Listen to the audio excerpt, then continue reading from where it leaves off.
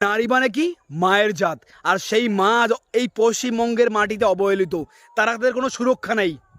আরজি করে আমরা কি দেখলাম, যে ডাক্তারদের সাথে যে ঘটনাটা ঘটলো, সেখানে যারা অপরাধী তাদের কি রাজ্যসভায় পদ দেওয়া হচ্ছে। কসবা ল কলেজে যে যুব নেতা, সে এই রেপিস্টের জন্য দায়ী, সে ঘুরে বেড়াচ্ছে।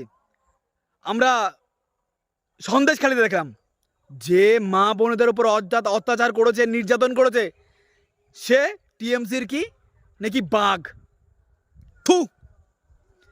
গতকাল আমাদের স্বরাষ্ট্রমন্ত্রী অমিত শাহজি স্পষ্ট জানিয়ে দিয়েছে, যদি বিজেপি সরকার আসে না এই রাজ্যে ক্ষমতায়, রেপিস্ট ভারতবর্ষের যেখানেই থাকুক না কোনো, তাকে খুঁজে বের করে কঠোর থেকে কঠোর সাজা দেওয়া হবে।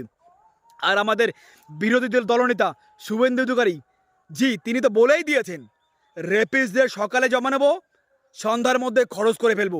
আমরা এরকম সরকার চাই যেখানে মা বোনের সম্মান ধুলিতে না, মাথার উপরে থাকে। 2026-এ আমি আমার ভোটটা মা বোনের সম্মান রক্ষার জন্য বিজেপিকে দেব।